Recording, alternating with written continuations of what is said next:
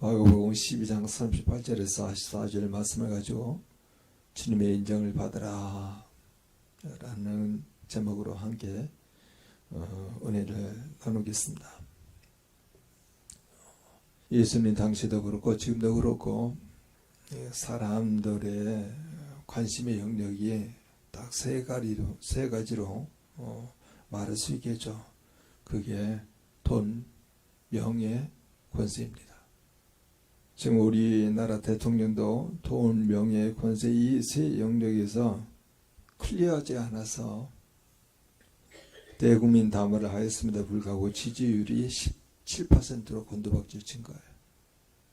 돈, 명예, 권세 영역에서 예수님도 마태복음 4장에 보게 되면 성령님께 이끌려서 마귀에게 시험을 받으러 광야에 가십니다.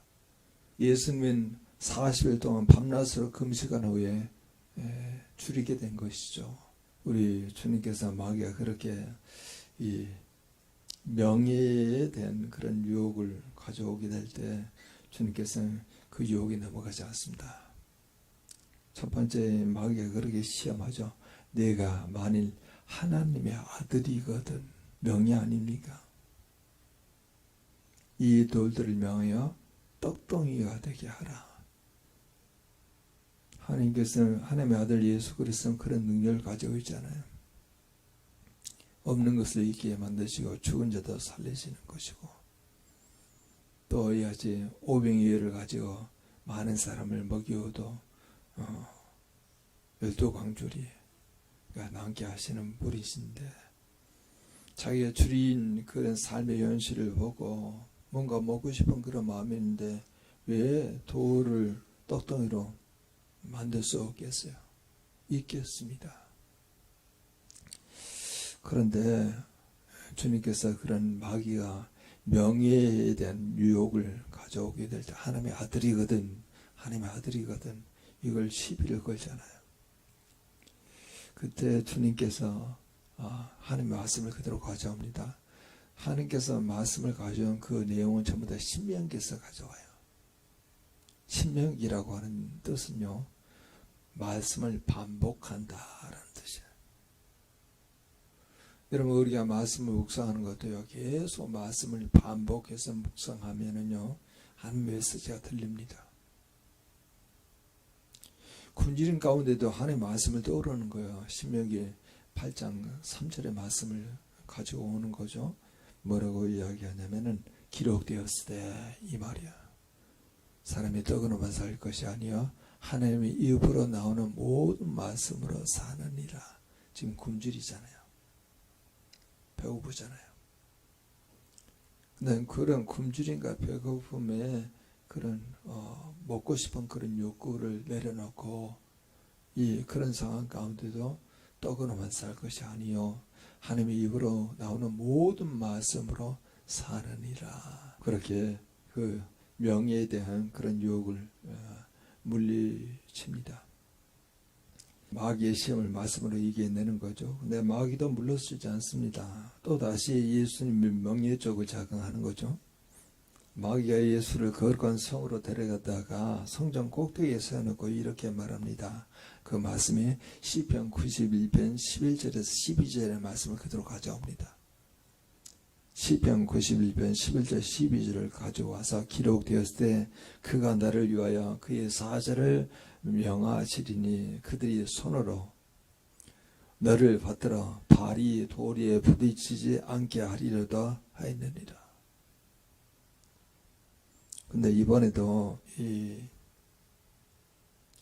예수님 말씀을 그대로 가져 나오십니다. 또 기록되었을 때 주 너희 하나님을 시험하지 말라. 기록되었을 때 주 너희 하나님을 시험하지 말라. 신명기 6장 16절의 말씀을 그대로 가져와요. 이 영역이 우리 사람뿐만 아니라 또 예수 그리스도의 약한 영역이거든요. 모든 사람들은 이처럼 세상을 사랑고자 하는 그런 마음이 있거든요. 하나님을 사랑하기보다는 눈에 보이지 않는 하나님보다는 이같이 눈에 보이는 그런 돈과 명예와 그리고 원세에 이렇게 굉장히 마음을 많이 뺏기잖아요. 많은 정치인들이 그렇게 권세를 누리려고 하기 위해서 얼마나 돈의 마음을 많이 빼앗깁니까? 그래서 이게 예수님께 통하지 않기 때문에 마귀는 이제 동시다발적으로 사람에게 너무나 취약한 영역에 새 영역을 그대로 다 가져와야 돈, 그리고 권세, 그리고 명예를 세 가지 영역에 한꺼번에 가져오는데, 그래서 이제 마지막 카드를 가져온 것이죠. 그래서 마귀가 예수님을 데리고 저기 높은 산으로 가서 천하만국을 다 보여줍니다. 그리고 영광을 다 보여줍니다. 그렇게 말하죠. 만일 내게 엎드려 경배하면 이 모든 것을 내게 주리라. 천하만국 다 준다는 거예요. 예수 그리스도를 넘어뜨리려고 하는 그런 시험과 유혹이 계속되고 있는데도 예수님은 전혀 미동하지 않고 하나님 말씀으로 반박해서 그 시도와 그런 유혹을 무너뜨리고 이제 마지막에는 한꺼번에 다 등장하는데 천하만국과 이 영광을 내게 주리라. 내게 엎드리면. 사단은 물러가라. 기록되었을 때 주 너희 하나님만 하나님께 경배하고 다만 그를 섬기라. 섬기라. 이 섬긴다고 하는 말은 그를 의지하라. 그를 신뢰하라. 그에게 모든 걸 맡기라. 그를 경외하라. 그를 사랑하라. 같은 말이에요. 이제 마귀는 예수를 얼마 동안 떠납니다. 천사들이 나와 수종듭니다. 오늘 우리 전인 가족도 이 세 영역의 지속적인 시험을 받고 있습니다. 모든 사람이 이 세 영역에서 욕심으로 죄를 짓게 됩니다. 그러나 예수는 우리와 같은 시험을 받으실 때 죄를 짓지는 않잖아요. 지속적인 마귀의 세 가지 영역에서의 시험을 말씀으로 다 물리치십니다. 예수님이 이렇게 말씀으로 모든 시험을 이겨내심을 우리에게 보여주신 후에 천사가 예수님을 수종 들었다고 하는 것은 하나님이 예수님의 믿음을 인정하셨다는 말이에요. 뭐에 대한 믿음이야? 말씀에 대한 믿음이에요. 오늘 주님께서 주님의 인정을 받으라고 우리에게 명령을 하십니다. 그렇다면 오늘 본문을 통해서 주님의 인정을 어떤 삶의 과정, 인정을 받으려고 하면 어떤 삶의 과정이 필요한지를 오늘 본문을 통해서 확인해 보도록 하겠습니다. 예수는 지금 이방인의 뜰에서 가르치기 시작합니다. 어떤 서기관은 상가라고 그렇게 말씀하시는데 긴 옷을 입고 다니는 것과 시장에서 문안받는 사람, 그리고 회당의 높은 자리에 앉으려고 하는 사람, 그리고 잔치 자리에 윗자리에 일을 원하는 서기관을 삼가라, 조심하라, 그렇게 말하고 있는 것이죠. 서기관들은요, 길고 술이 달린 이렇게 치렁치렁 술이 달린 옷을 입고 다니기를 좋아합니다. 서기관들의 공적인 명칭은 랍비 혹은 주인 혹은 아버지라고 하는 공식 명칭을 달고 다니고 있어요. 시장에서 인사받기를 좋아하죠. 랍비님, 주인님, 아버님, 그렇게 부르면서 많은 사람들에게 인사받기를 좋아합니다. 잔치 윗자리를 원합니다. 항상 특별 대우 받기를 원하는 거죠. 회당에서 높은 자리에 자동으로 앉습니다. 1세기의 서기관들은 자기들의 직무에 대하여 급료를 제대로 받지 못하는 상황이 벌어졌어요. 신앙심이 깊은 유대인들이 바치는 그 자산에 의해서, 그런 후원에 의해서 의존하며 살아갔던 것이죠. 그런데 아시게도 오늘 본문에 가부의 가산을 삼켜요. 서기관들이 비윤리적으로 사람들의 재산을 착보하는 것이죠. 그런데 우리는 구약에는 고아와 가부와 계기의 아버지 하나님이라고 말씀하고 있는데, 아버지가 굉장히 긍휼한 마음으로, 불쌍한 마음으로 이 가부를 지금 보고 있는데, 가부가 가지고 있는 가산이 뭐 얼마나 되겠어요? 그걸 빼앗는다는 거예요. 누가요? 서기관이에요. 서기관은 말씀을 잘 아는 사람이잖아요. 그러면서 서기관들은 외식으로 길게 기도합니다.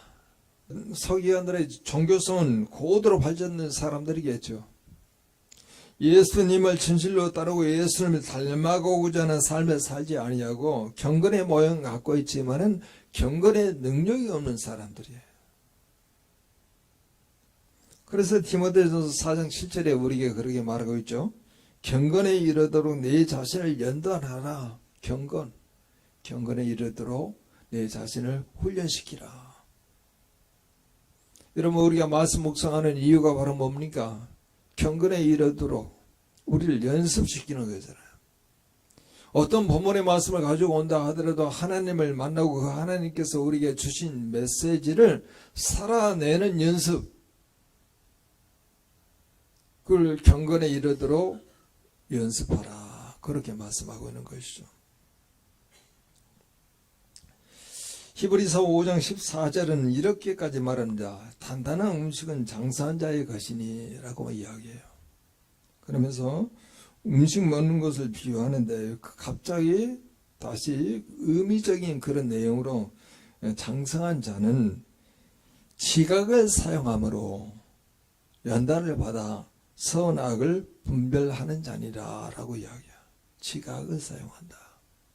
우리 이성을 사용한다고 하는 말일까요? 이걸 더 영적인 의미로 보면 믿음으로 깨닫는 거예요. 믿음으로. 우리가 말씀을 읽을 때 어려운 그런 본문 구절이 있을 때마다 성령님이 이같이 믿음을 주셔요. 그걸. 이 말씀을 통해서 하나님의 마음과 하나님의 뜻을 알게 하는 것이죠. 경건은 하나님의 마음과 뜻을 행하는 걸 경건이라고 말하는 거예요.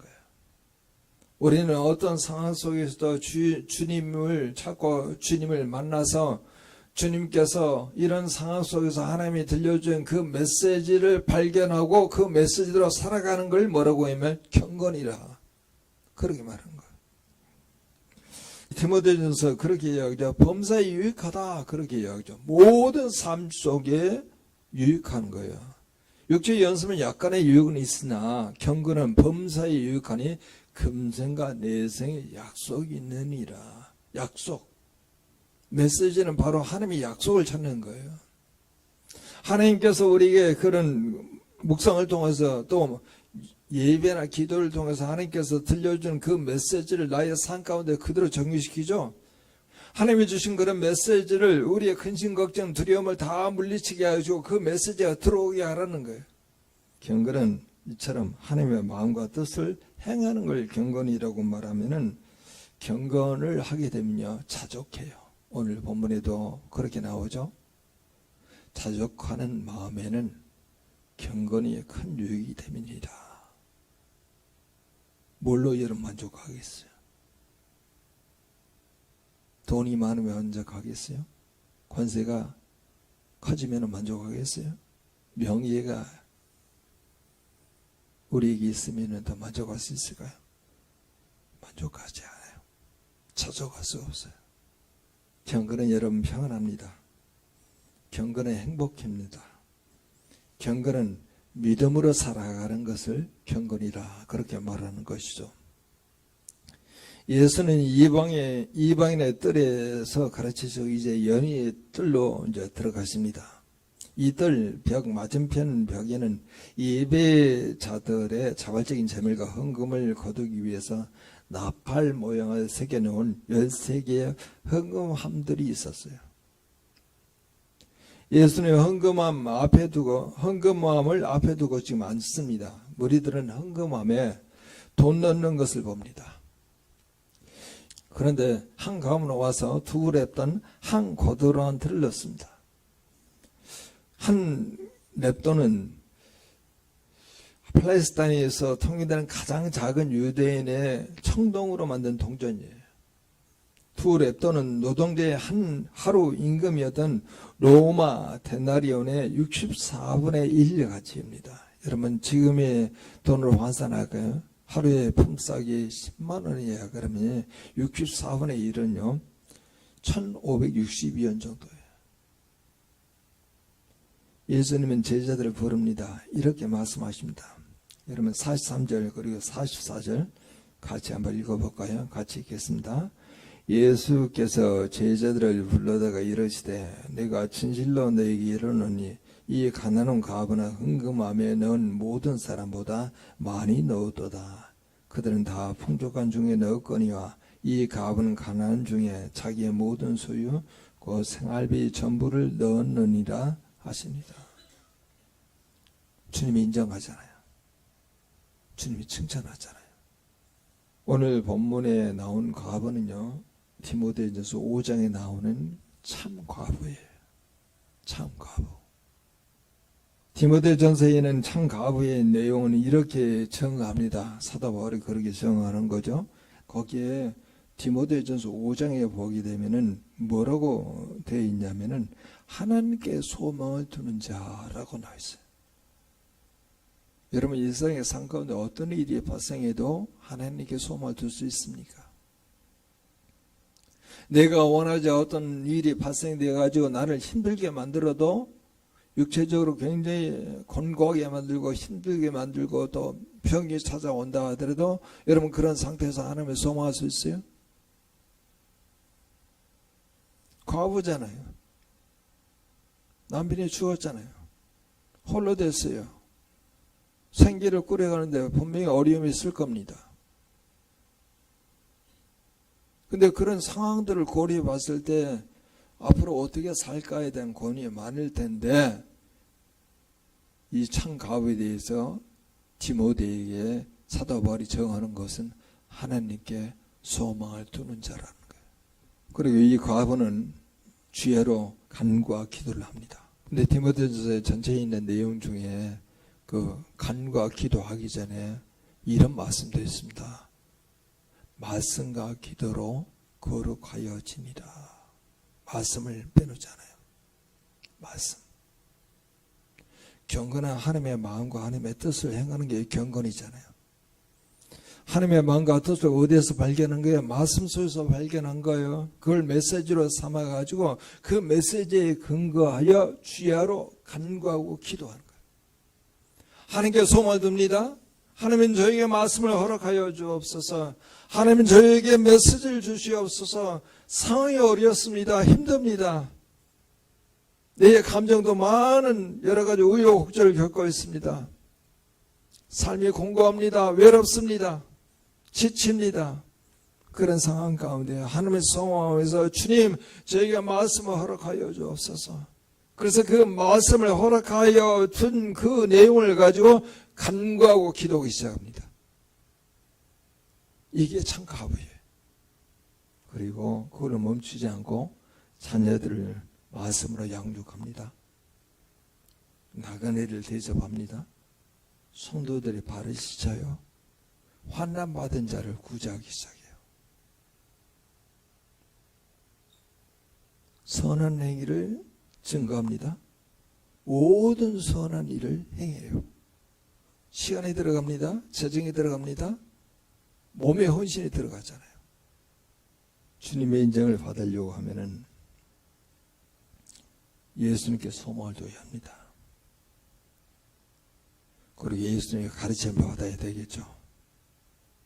그 가르침은 전인교회가 받는 그 메시지로 바꿔서 이야기하면 예배와 기도회와 묵상을 통해서 예수님께 소망을 두어 예수님 메시지를 받는 거겠죠. 그리고 그 메시지에 근거하여 기도합니다. 그리고 실제의 삶 가운데 온전히 기도하여서 받은 그 응답의 내용을 기도하면 하나님께서 많은 지혜를 주잖아요. 그런 형편이 아닌데도 다른 사람을 대접하고 다른 사람의 발을 씻기고 그리고 환난 당한 사람을 구제하는 그런 내용들을 하나님이 계속 하라고 이 메시지를 던져줄 때마다 그걸 거침없이 행하는 자가 과부예요. 오늘 본문에 나타나는 과부도 자기가 가진 모든 소유고 생활비 전부를 넣잖아요. 가난한 중에 자기가 가진 모든 소유 그의 생활비 전부를 다 그 연보함에 헌금함에 넣은 거예요. 여러분 이 여인의 입장에서는 다음날을 기약 못 하잖아요. 어떻게 살아요?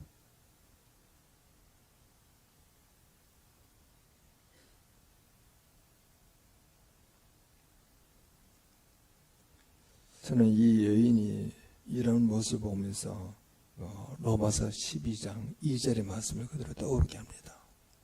내가 하나님 모든 자비하심으로 너희를 권하노니 너희 몸을 하나님이 기뻐하시는 산 제사로 드리라. 우리 전인격을 드리는 거야. 하나님 기뻐하시는, 계산하지 않습니다. 내일은 어떻게 살지 계산하지 않았어요.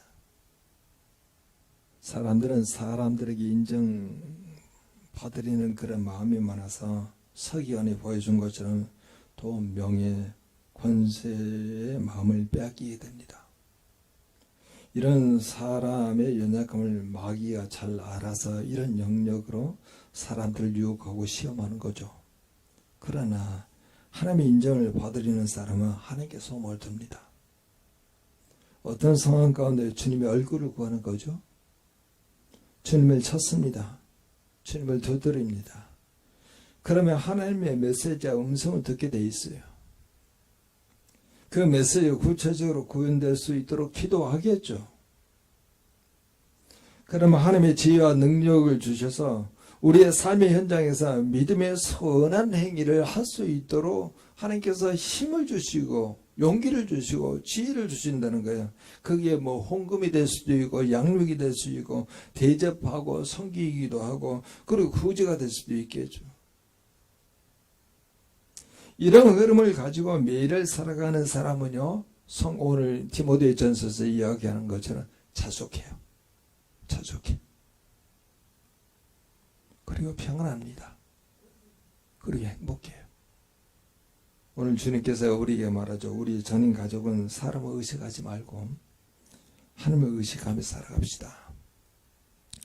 주님의 인정을 제대로 받는 삶을 살아냅시다. 그래서 우리가 함께 기도합니다. 주님의 인정을 받으려고 하면 예수님께 소망을 두고 예수님의 가르침을 받아 하나님이 주신 그런 메시지를 받아서 기도하면서 실제 삶 가운데 온전히 행하는 자는 예수님이 인정하신다고, 예수님의 인정을 받게 된다고 주님께서 말씀하고 있기에 이 어떤 삶을 우리 전 가족들이 살아낼 수 있도록 다 같이 동성으로 기도합니다.